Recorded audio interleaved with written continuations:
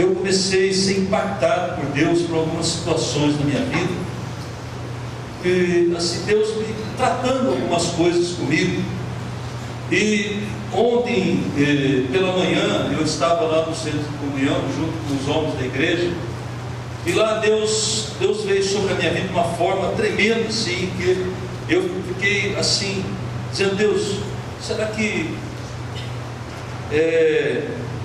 nós merecemos, né? Lógico que nós somos, né? Nós não merecemos nada. Deus é misericordioso. E Deus me levou a orar profeticamente. Naquele momento estava eu e o Oswaldo junto, né, Oswaldo? E nós entramos ali em oração. Saiu do meu coração um clamor, assim, de unidade, de amor entre os homens, né, da igreja. Porque depois Deus começou a me levar a pensar, desde o momento que Deus cria Adão, chama Abraão, chama Moisés, né, trata com a vida de Jacó, né, um homem totalmente conturbado, né, enganou seu próprio irmão, e tantas coisas, né? E depois veio Davi, Salomão, homens que foram mudando a história do povo de Deus. E naquele momento eu senti de Deus algo assim. E toda vez que eu pensava nisso, Deus assim, tocava o meu coração profundamente, para que nesses últimos dias Deus levante os homens da igreja, verdadeiramente para empunhar mesmo a autoridade que Deus tem nos dado, né? Erguer a bandeira de Deus aonde nós estivermos. E às vezes eu percebo que no decorrer do dia a dia, na função, no trabalho, a gente passa desapercebido em relação à nossa vida espiritual, né? E eu quero chamar o Oswaldo, eu quero fazer algo profético. Oswaldo, vem aqui comigo. Quando o Oswaldo me abraçou lá, assim, é como se Deus tivesse, porque eu comecei a lembrar um pouco da história quando eu cheguei aqui na igreja, né? E aquilo mexeu muito comigo. Você sabe disso, né? Eu assim, meu coração está tremendamente tocado, porque assim, toda vez que eu chegava na igreja, eu sempre tinha uma palavra, exortação, carinho, né? E isso me motivava a prosseguir, né? E ontem eu senti assim, quando ele me abraçou desse jeito, é como se Deus estivesse colocando as mãos sobre mim e me fortalecendo, né? Me ajudando. E às vezes muitas vezes na nossa caminhada perdemos isso, esse companheirismo, esse de estar junto, né? A gente não sobra muito tempo para os homens. Às vezes as mulheres conversam mais, trocam mais ideias, né? Compartilham. O homem é muito mais fechado. E naquele momento eu senti realmente um espírito nos levantando. E eu quero que todos os homens fiquem em pé, porque eu creio que Deus vai mudar a história da nossa vida, né? As irmãs, vocês olhem para o teu marido, porque ele não vai ser o mesmo a partir de hoje. Algo sobrenatural vai acontecer na vida dele, amém? Muito bom. Nesses 10 anos que eu estou junto com o Marcos, né, eu tenho visto Deus operar muito na vida dele, né? Eu até brinco com ele: Marcos, eu conheço o seu passado. Mas é para brincar com ele, né? Pra gente, só para medir o que Deus já fez na vida desse homem aqui, né? Como Deus tem operado na vida dele, na vida da Marlene, né? Na vida dos meninos, dos filhos, Nora, uma bênção. E o Marcos tem sido assim para mim também um pai espiritual. A gente está sempre junto. Eu passo aqui às vezes para tomar um café durante a semana, né?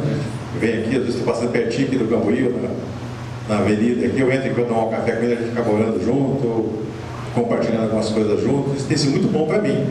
Eu vim aqui para receber e acabo também doando. E é a mesma coisa. Então, é muito bom estar aqui com o Marcos, né, representando aqui os homens, né, dessa igreja, nesse momento, né? Ele cresceu, você também pode crescer muito, né? Ele está crescendo, ele continua crescendo. Eu até brinco com ele: ó, você tem melhorado. Mas é sinal que ele ainda tem muito que caminhar. E todos nós temos que fazer isso, né? Cada dia um passo, né? Mas eu tenho visto isso especialmente na vida dele. Então, eu acho que ele também tem visto na minha vida, né? Que ele tem compartilhado muitas coisas junto, né? Então, acho que Deus, como diz o pastor Marcos, Deus é bom, né? Vamos orar pelos homens. Pai, em nome de Jesus, nós estamos aqui, Pai, porque nós somos cabeças dos lares, Pai. Os homens é a cabeça de cada lar. Eu quero abençoar especialmente, Pai, a vida dos homens desta igreja, Pai. Nós sabemos que a caminhada é difícil, a caminhada é longa, mas uma coisa só nós não podemos fazer: desistir. Se eu tivesse desistido, Pai, há 15, 20 anos atrás, onde eu estaria agora? Então, nesta noite, Pai, eu quero encorajar os homens, Pai. Pode estar passando por uma situação difícil, como eu já passei, Pai, mas o Senhor encoraja cada um e eles não desistem. Em nome de Jesus, eu peço que o Senhor esteja plantando isso agora na cabeça de cada homem que está aqui em pé, Pai. Que não desista, Pai, não desista, mesmo se estiver ali no fundo do poço, como foi falado pelo aquele pastor ontem lá no Encontro dos Homens. Mas não desista, porque alguém vai tirar você dali. Então, nesta noite, eu quero agradecer pelos meus irmãos dessa igreja, pelos aqueles que também não são dessa igreja, mas também me abençoam de alguma maneira. Mas em especial, quero abençoar a vida do pastor Marcos, que continue, Pai, liderando junto com o Wagner, Pai, esse ministério, Pai, dos homens. Olha, eu sei que é um ministério que nasceu no seu coração, e eu tenho certeza que o Wagner e o pastor Marcos vai estar à frente disso, junto com o pastor Kelso, Pai, para que os homens possam despertar cada vez mais, Pai, porque os homens podem fazer muito, Pai. Eu sei que o diabo sempre atinge os homens, da preguiça de orar, da desânimo, Pai. As mulheres oram muito mais, as mulheres são muito mais sensíveis, Pai, mas nós queremos também essa sensibilidade sorteada das mulheres para nós homens, Pai. Em nome de Jesus, Pai. Em nome de Jesus, eu abençoo esses homens aqui, Pai. E a partir de hoje eu tenho certeza, Pai, que o Senhor está plantando uma semente nova no coração de cada um, Pai. Amém. A semente da luta, a semente da perseverança, Pai. E também, Pai, vai colher também as vitórias, temos certeza, Pai, em nome de Jesus. Amém?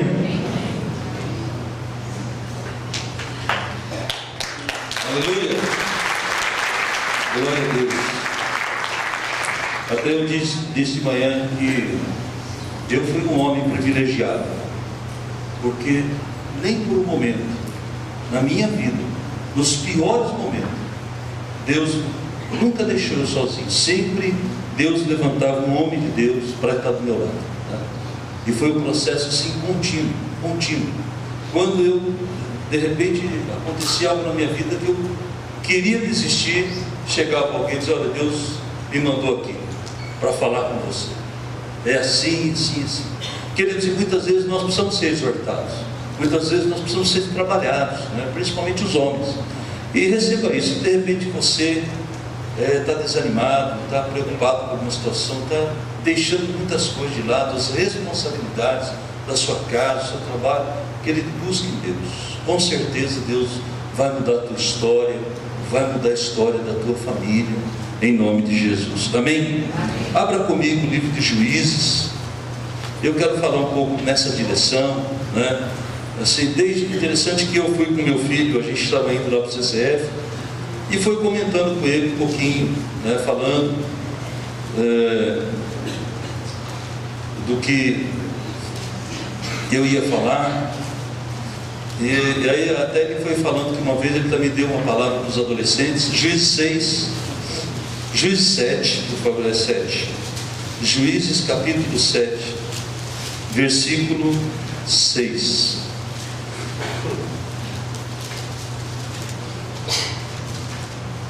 Juízes, você vê, abre a Bíblia em Gênesis, vai folhando aí, você vai chegar em Juízes logo. 6 diz assim: foi o número dos que lamberam, levando a mão à boca, 300 homens, e todo o restante do povo se abaixou de joelhos a beber a água. Então disse o Senhor a Gideão: com esses 300 homens que lamberam a água, eu vos livrarei e entregarei os midianitas nas suas mãos, pelo que a outra gente toda se retire, cada um para o seu lugar. Volta no capítulo 6 agora, no versículo 6 também. Diz assim: assim Israel estava muito debilitado com a presença dos midianitas. Então os filhos de Israel clamavam ao Senhor.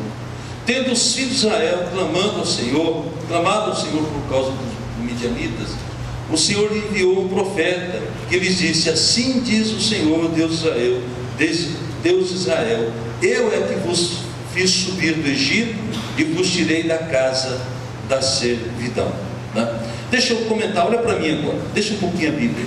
Nós estamos vivendo os dias que o diabo ele tem tentado tirar das nossas vidas, roubar do nosso coração a promessa que Deus tem para nós. Né? A gente vê aqui historicamente Israel totalmente debilitado, cansado, né? Porque eles estavam sendo oprimidos. E se você pegar aqui logo no capítulo 6, no versículo da Bíblia, diz que o povo fazia o que era mal diante de Deus.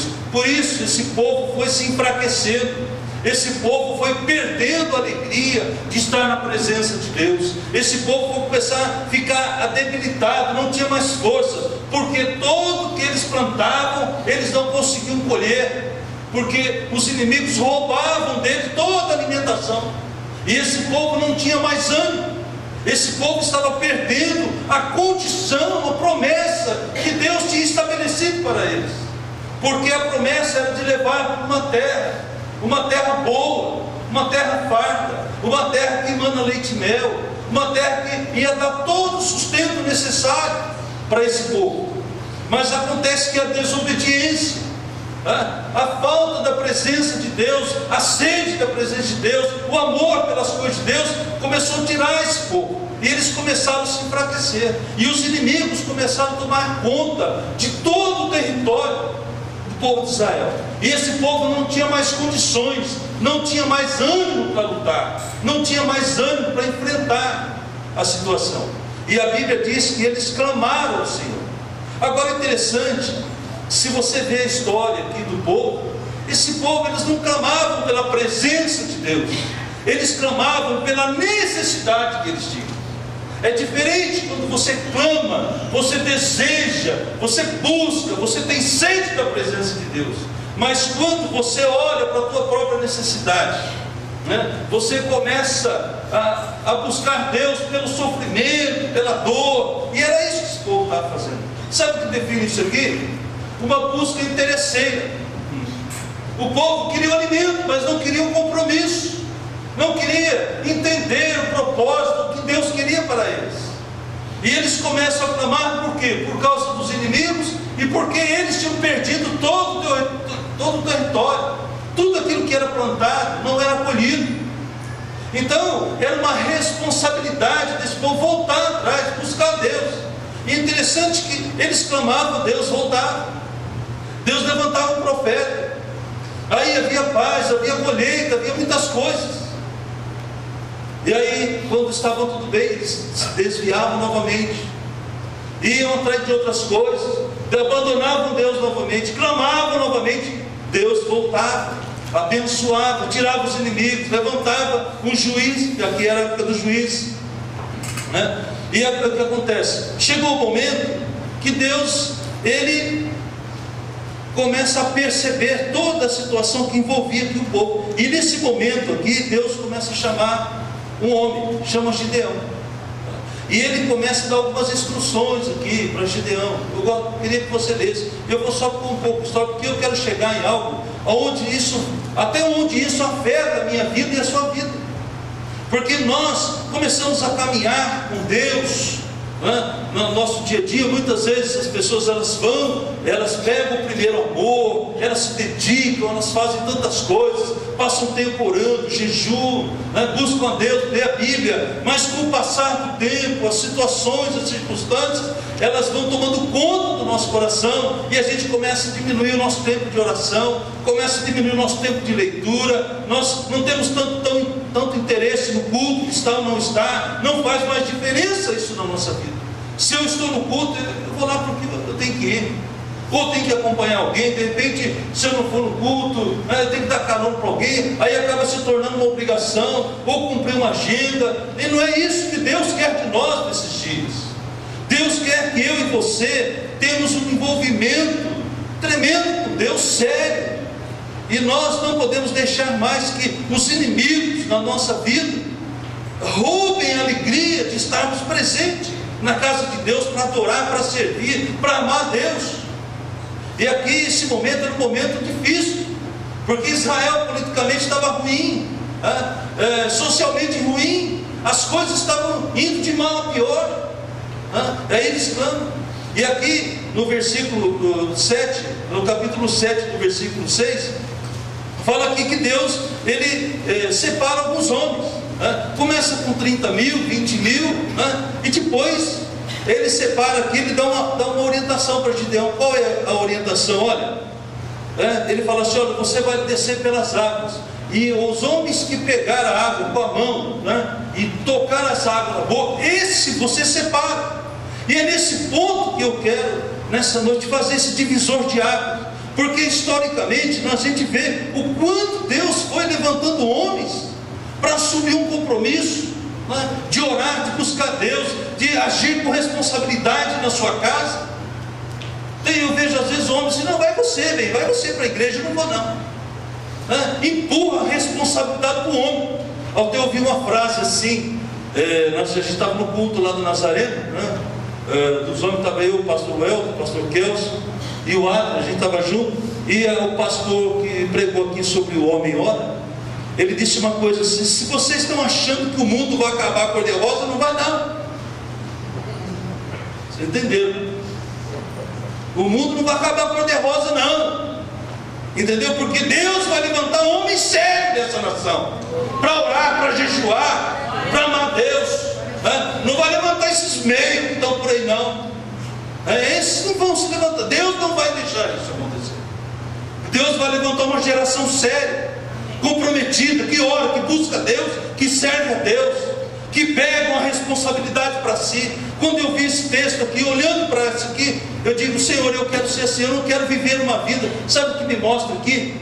A despreocupação com as coisas, As pessoas não estão mais preocupadas como as coisas vão andar. Olha, eu não quero fazer parte disso. Não, querido, eu e você, nós temos que nos envolver. Nós temos que nos envolver como igreja. Nesses dias, a sociedade que está aí cada dia mais se afundando no pecado, Deus está levantando nesses dias homens comprometidos, homens que dizem não a essa situação, não aquele que se esconde, porque você vê historicamente aqui Israel, eles estavam todos encavernados, escondidos. Eles plantavam, ficavam esperando o fruto, mas escondidos, porque eles não tinham mais ânimo para vencer, para enfrentar os seus inimigos.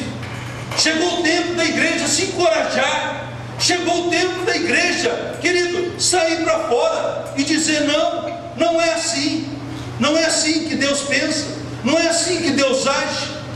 Não é assim que Deus quer. E Deus vai levantar quem? Vai levantar você, eu. Olha, aqui 300 homens decidiram a mudar a história. 300 homens aqui decidiram fazer a vontade de Deus. 300 homens aqui disseram: não, chega do saque, chega do roubo, chega. 300 homens aqui decidiram buscar Deus, olhar para Deus, não viver uma vida. Eu vejo outra situação aqui, são as pessoas desligadas. Querido, quando você vem para a igreja, você não pode vir desligado, você tem que vir ligado. Tem pessoas que vêm para a igreja, vêm com o celular ligado, vêm pensando quanto foi o resultado da Ponte Preta, quando ele jogou ontem. Consegui empatar no finalzinho. 3-3. Entendeu? Querido, no meu tempo, quando eu estou de folga, eu gosto de futebol. Você está na Ponte Preta, não tem. Querido, mas quando eu estou na igreja, quando eu vou para uma reunião na igreja, quando eu vou para uma reunião como essa que o Wagner organizou ontem, querido, eu fui tremendamente impactado naquele lugar. Algo queimava o meu coração, a minha alma ficou inquieta. Eu disse: Deus, o que o Senhor quer de mim? Aonde o Senhor quer me levar nesses dias? Então, quando você vier para a igreja, querido, venha com uma expectativa de que Deus vai te usar, Deus vai mudar a tua história, Deus vai mudar a tua vida, Deus vai mudar a vida da tua família, Deus vai mudar você. E quando eu vejo aqui esses homens, Aí eu fico pensando, e os 9.700? Como é que se sentiu? Eu fico preocupado com Deus. Eu sempre digo assim: eu não quero chegar no céu dando satisfação para Deus. Eu falei: Deus, não me deixa ser assim. Sabe, aquelas pessoas que sempre dão satisfação da fé, mas não praticam a fé. Assim, então, quase que eu consegui. Olha, eu tentei orar lá, mas não foi. Não, querido, Deus não quer homens que ficam dando satisfações a Ele do que é para fazer. Não, Deus, você já sabe. Querido, eu vou dizer uma coisa para você: Deus está vivendo, né? Deus não tem pressa, porque Deus não perde hora, não é? Nós que precisamos apertar o passo, eu e você. Nós estamos lendo demais por aquilo que Deus quer fazer nesses dias. A igreja está preocupada muito mais em arrecadar coisas, ganhar coisas, do que falar na verdade a palavra de Deus. Nas igrejas não se prega mais sobre o pecado. Se pregar sobre o pecado, fica vazia a igreja, porque o pecado tem que ser confrontado. Aqui Deus está dizendo que, olha, vocês fazem o que é mal. Querido, eu quero dizer uma coisa para você: você não é bonzinho, nem eu. Porque se você e eu fosse bonzinho, Jesus não precisava ter vindo. Por que você acha que Jesus veio? Porque nós somos uma casta ruim, que precisa ser mudado, transformado.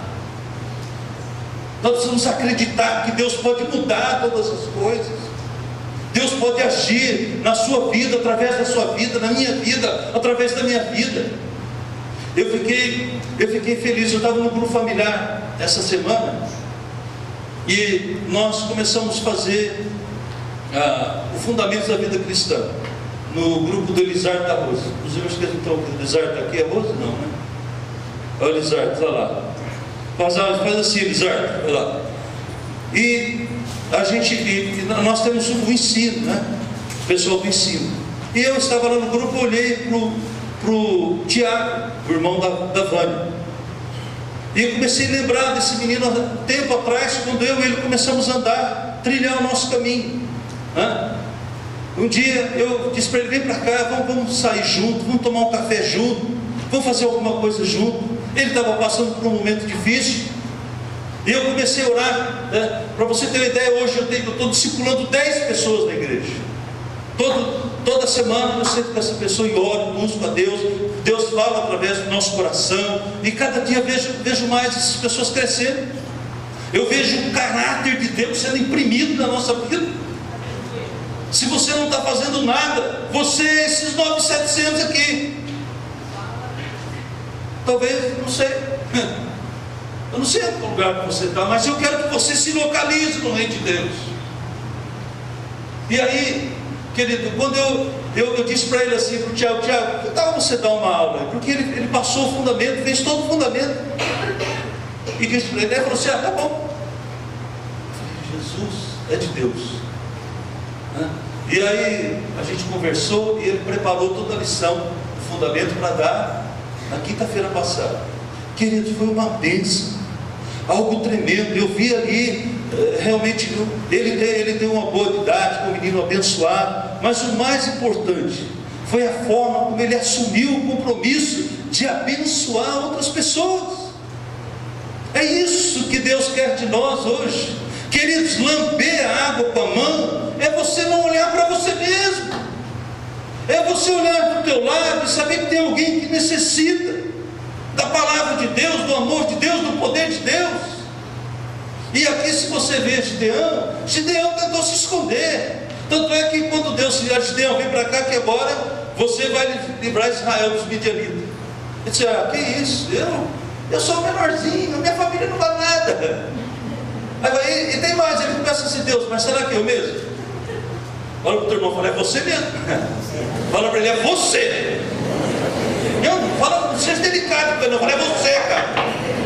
Fala para ele: Deus está te chamando hoje. Você, homem, né? As irmãs que desculpe aí, mas chegou a nossa vez agora. Você vai chegar e vai acordar de manhã assim, você vai assim: nossa, meu homem está de pé, está por onde? Entendeu, querido? É você. Você. Eu me sinto desafiado nesses dias. Por quê?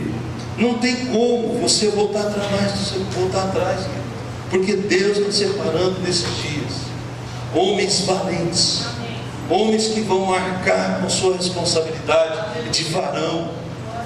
Não tem como fugir dessa responsabilidade. Nós precisamos nesses dias abrir os nossos olhos e buscar em Deus essa coragem. E tanto é que quando Gideão, Deus fala, então tá bom, você quer que eu prove? Aí Gideão fala para Deus, olha, fazer o seguinte, eu tenho uma bolinha de lã aqui no bolso, e eu vou lá fora no terreiro lá, vou fazer uma bolinha e vou deixar lá, eu vou dormir. A hora que eu acordar de manhã, eu quero que aquela lã esteja molhada e toda a terra seca. Deus falou, tá bom, pode dormir. Ele acordou de manhã, acho que deve pensar assim, vai dar tudo errado. Dessa eu vou me livrar. Ele chegou lá, ainda levou um copinho. Chegou lá, pegou a lã, olhou a terra tudo seca, apertou, tirou uma taça de água, e a terra toda seca. E aí ele falou, não, acho que aconteceu alguma coisa aqui. Falou, Deus, inverte o negócio agora. Deus, agora é o seguinte, eu vou dormir novamente, vai passar a noite, eu quero que toda a terra esteja molhada e a lã seca. Ele falou assim, agora eu peguei Deus. Ele acorda de manhã, olha assim, tudo aquilo molhado por baixo. Ele aperta a lã, não sai uma gota d'água. Ele falou assim, não tem jeito aí. Vou dizer uma coisa para você, querido, apertando a lã não é você. É você. É você, querido. E aí, querido, não tem jeito. Aí Deus começa a equipar esse homem. Deus começa a dar a ele unção, graça. Olha, vou dizer uma coisa para você, você não pode fazer a obra de Deus se você não conhecer o dono da obra. Você quer fazer a obra de Deus, tem intimidade com o dono da obra. Porque se você não tiver intimidade com ele, você não vai fazer, porque não é por força nem por poder, é pelo Espírito. Então eu quero dizer para você nessa noite, querido, é o momento onde Deus vai chacoalhar você, é onde Deus vai tirar você da zona de conforto, é onde Deus vai provar você, Deus vai desafiar você a se levantar, não sei que hora, não sei que dia, não sei que momento, não sei até quando, aonde você vai ter que parar o momento da tua vida e tomar uma decisão.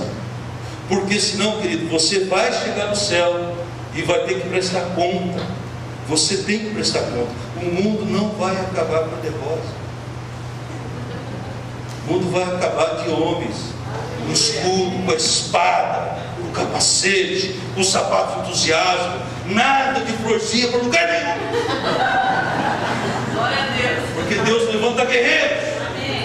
Deus levanta guerreiros nesses dias. Querendo ou não, vai recuar. Opa, é isso aí. Vai mesmo. Vai recuar. Querendo ou não, tem que sair, querido. Olha, se você pegar esse povo aqui, começou a ficar desamparado. Eu comecei a pensar na forma como Jesus veio a este mundo. Vou dizer uma coisa para você. Muitas vezes a gente faz algumas coisas para descontrair, porque às vezes, poxa, pastor, você só com tudo. Não é, pessoal. É que a coisa está ruim demais para nós. A gente não pode mais se conformar com o que a gente está vivendo. Jesus, a Bíblia diz, querido, aqui no texto aqui desse povo, eles estavam totalmente desamparados. O estado desse povo era sofrível, porque é uma atitude de desobediência.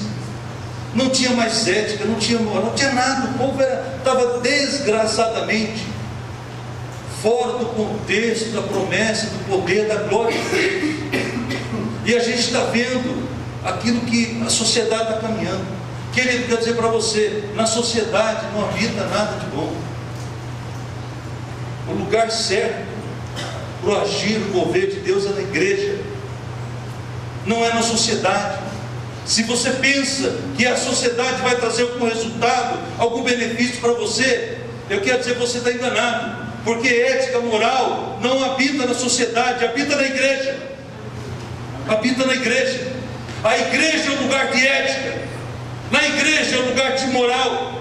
Aqui se aplica moralmente a vida de um cristão. E muitas vezes, sabe o que acontece? As pessoas começam a se moldar, e era isso que estava aqui, arrebentando com o povo de Deus, se associando às práticas religiosas deste mundo e do mundo da época. Era isso, tradições, começaram a seguir tradições dos povos pagãos. E quantas vezes eu começo a conversar com pessoas que estão já na igreja 10 anos, 15 anos, elas não se libertaram das suas tradições antigas, vivem na mesma prática. Homens que muitas vezes passam 1, 2, 3, 10 anos na igreja, não se transformam, não mudam, não se deixam transformar, não se deixam abraçar. Eu digo para você, querido, que eu estou dizendo aqui é uma experiência que eu vivi com Deus nesses dias. E quando eu estava ali naquele momento em oração lá no CCF, Deus veio sobre a minha vida e disse: olha, eu vou te levar a lugares mais altos aí, eu vou te abençoar, eu vou te fortalecer, eu sou contigo. Era aquilo que estava sobre a vida de Gideão. Quantas vezes você tem ouvido Deus dizer para você: olha, eu sou contigo, eu vou te sustentar, eu vou te abençoar, eu vou te fortalecer. Mas isso começa primeiro na intimidade com Deus. E era isso que o povo tinha perdido, intimidade com Deus. Se você perdeu intimidade com Deus, se você não é mais sensível à palavra de Deus, se você não é mais sensível à oração, você está perdendo o seu tempo, você está se enganando, porque somente vir na igreja não vai resolver o teu problema. O que vai resolver o teu problema é você sentar, chorar diante de Deus, e Deus, eu perdi a intimidade, eu perdi, Deus. É você reconhecer, como diz o pastor Elton, nós somos o quê? Substituíveis. Eu quero dizer uma coisa para você: você não é eterno, você vai morrer. Espero que não seja tão rápido, vai dar tempo de você, nem eu, mas nós somos substituíveis. Se você não der conta, Deus põe outro no teu lugar, porque a obra de Deus não para. A obra de Deus não para. Nós precisamos desses dias tomar uma posição diante de Deus. Precisamos ser firmes nas nossas decisões, não entregar a responsabilidade nossa para outro. Se a tua responsabilidade é orar, buscar Deus, faça isso. Era isso que Deus estava mostrando aqui. Querido, muitas vezes nós não podemos viver a vida, né, de uma forma qualquer. Era aquilo que estava acontecendo. Mas eu quero dizer para você, eu quero um pouco aqui, porque uma das coisas que Deus falou no meu coração sobre abandono, desamparo, né, falta de intimidade, foi o que Jesus viveu por minha causa, por sua causa, sabia? Quando Jesus, lá no Mateus 27, a Bíblia diz que quando Jesus está para morrer, que ele vai entregar o Espírito, ele diz assim: Pai, por que o Senhor me abandonou? Você sabe por que Jesus estava sofrendo aquele momento de abandono, de separação, de rompimento com o seu Pai? Por causa de mim e de você. Ele foi desamparado para que eu e você fôssemos amparados. Jesus foi machucado por mim e por você, para que nós fôssemos sarados. Jesus, ele experimentou todo o sofrimento para que eu e você tivéssemos alegria. E qual é o valor que eu e você damos a tudo isso que Jesus viveu e passou?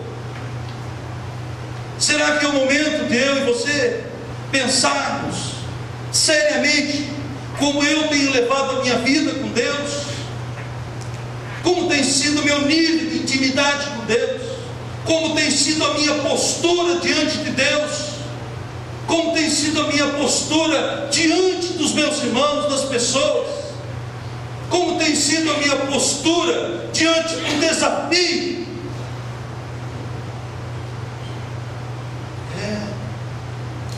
Nós Nós temos que ficar sérios. Nós temos que ficar nesses dias com o coração apertado, porque Deus está separando a sua noiva. Sabe onde está a noiva? Dentro da igreja. Como você tem levado a sua vida? Como você tem? Qual o nível de vida que você tem levado nesses dias? Você tem se deixado se exortar? Alguém pode olhar para você e dizer: olha, eu preciso falar algo para você. Existe algo na tua vida que eu preciso falar. O Elton falou aqui que sobre o meu ministério. Eu sou pastor.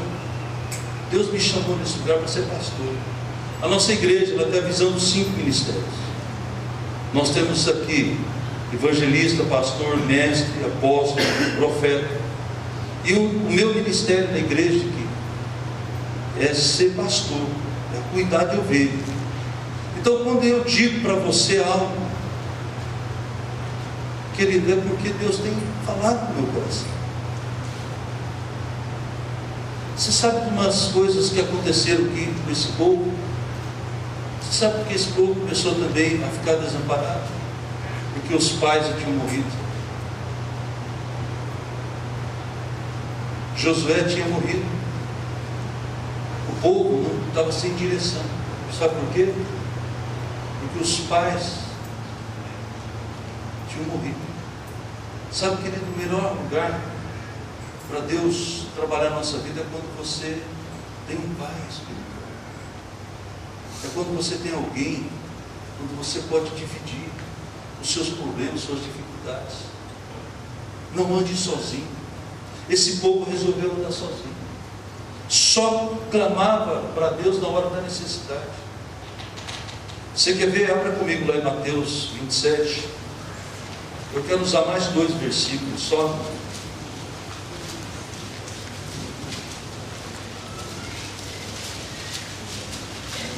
Mateus 27. Eu quero falar sobre isso aqui, que eu já coloquei sobre a morte aqui, no momento que Jesus entrega o seu Espírito. Por isso que eu disse para você que isso aqui não vai acabar cor-de-rosa, não. Escuta o que eu vou te dizer, olha aqui. Desde a hora 6ª até a hora 9ª, houve trevas sobre toda a terra. Por volta da hora 9ª, clamou Jesus em alta voz, dizendo: Eli, Eli, lama sabachthani, o que quer dizer: Deus, meu Deus, por que me desamparastes? E alguns dos que estavam ali ouvindo isso diziam: ele chama por Elias. E logo um deles correu a buscar uma esponja, e tendo a embebido com vinagre e colocado na ponta do caniço, deu-lhe beber. E os outros, porém, diziam: vejamos se Elias vem salvá-lo. Olha, querido, nesse momento aqui, Jesus estava abandonado. Jesus foi abandonado por Deus por causa do nosso pecado. Jesus, nesse momento aqui, ele clama, porque a Bíblia diz que Jesus, ele veio como homem, ele viveu nesse lugar, ele sofreu.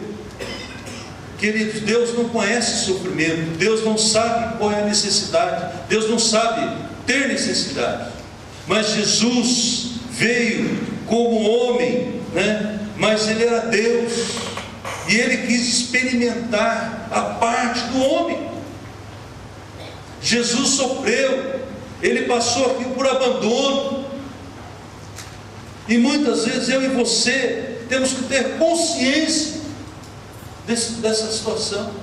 O que é que eu e você estamos fazendo da nossa vida espiritual?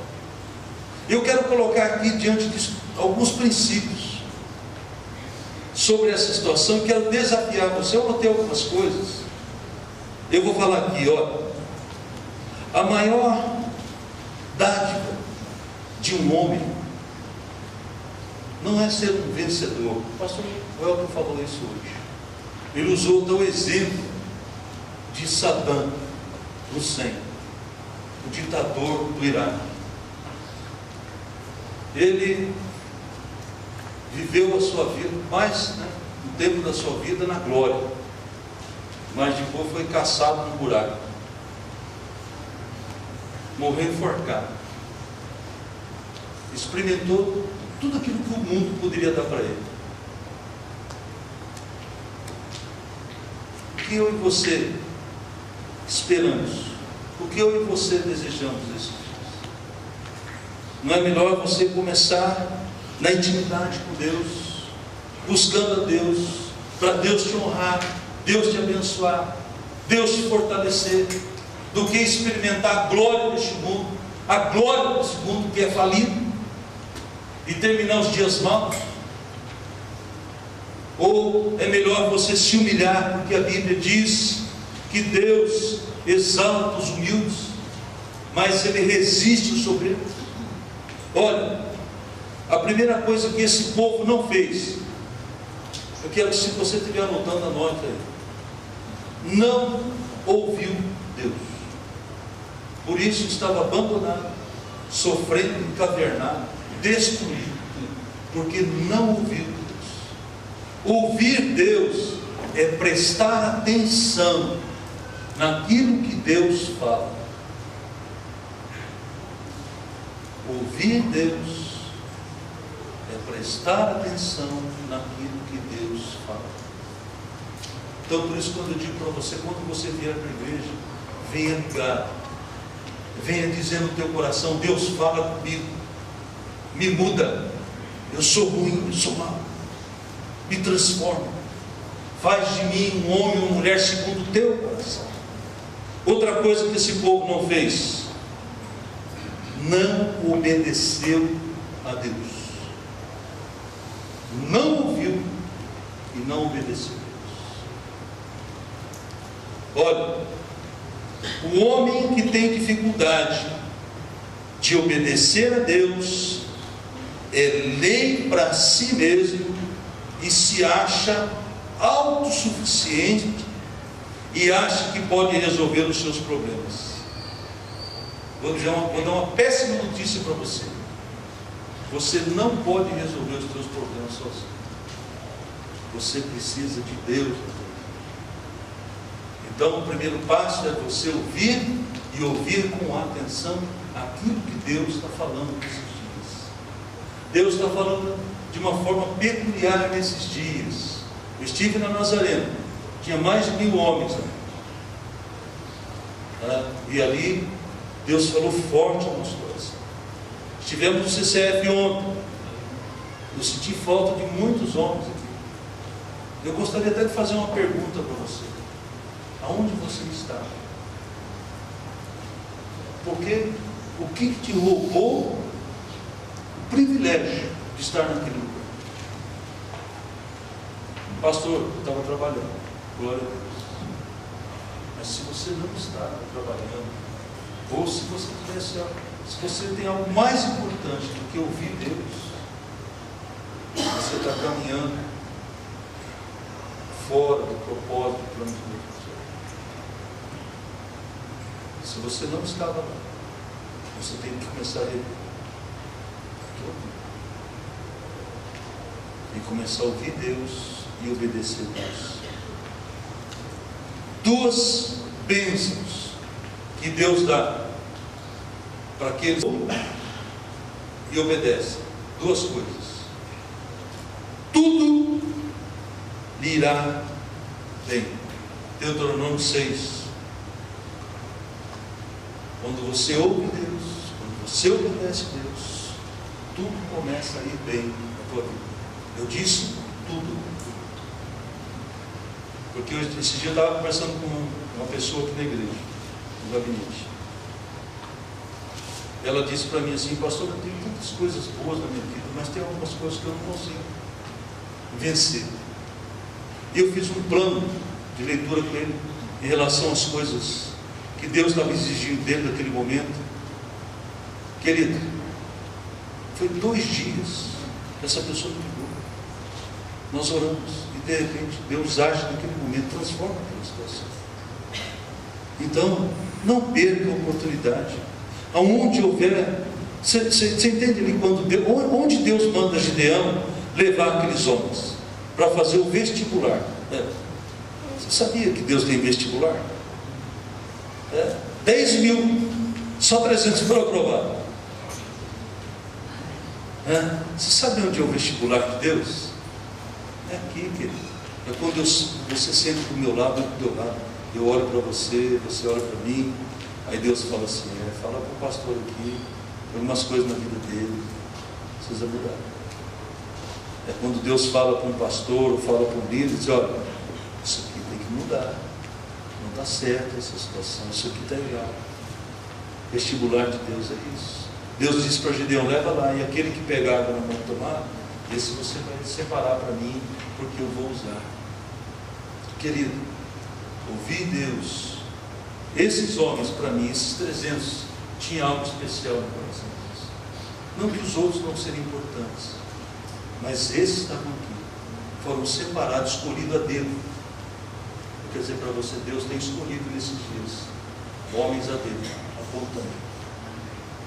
Talvez hoje Deus está apontando para você. Deus não faz acepção de pessoas, mas Deus conhece um coração disponível. O vestibular de Deus é para aquele que tem um coração disponível, aquele que diz como Isaías: eis-me aqui, Senhor, envia-me a mim, eu irei, não importa as circunstâncias. Isaías chegou ao ponto de dizer que ele era um homem de lábios impuros e morava no meio de um povo de impuros lábios. Mas Deus queria usar Isaías, e ele diz que Deus dá uma ordem: o anjo vem como uma brasa viva e toca nos lábios daquele homem e purifica ele. E ele se torna um dos maiores profetas que Israel já conheceu. Será que os olhos de Deus estão para mim e para você hoje? Será que diante de uma deficiência, Deus não vai pegar e vai tocar hoje nos seus lábios?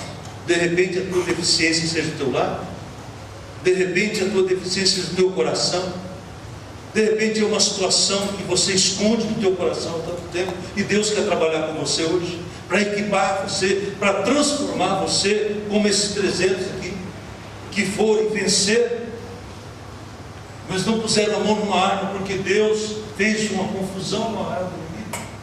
Talvez só o fato de você se levantar, olhar para Deus, Deus vai transformar a calamidade que está em tua volta em bênção, porque a Bíblia diz que Deus transforma a maldição em bênção. É o momento de eu e você se levantar, se encorajar. Então, querido, tudo vai bem. Outra coisa que eu acho importante: dedicação. Você tem se dedicado? O homem que ouve a Deus, o homem que obedece a Deus, ele é um homem dedicado. Em 1 Samuel 18:14 diz que Davi tinha êxito em todos os seus empreendimentos. Sabe por quê? Deus era com ele. Você sabe o que é ter êxito em todas as coisas?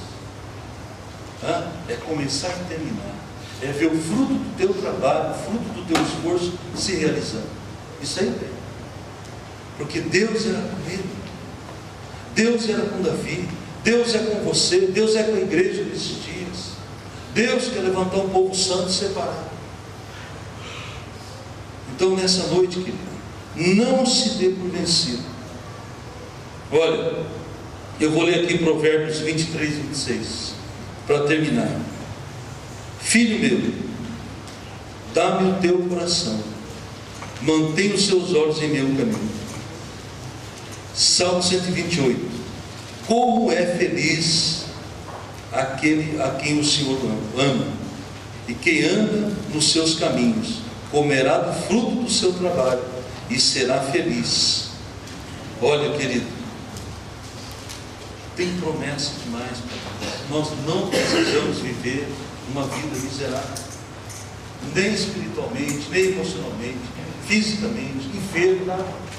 Deus ele nos dá a garantia de que nós podemos viver e viver bem. Eu quero que você fique em pé nesse momento.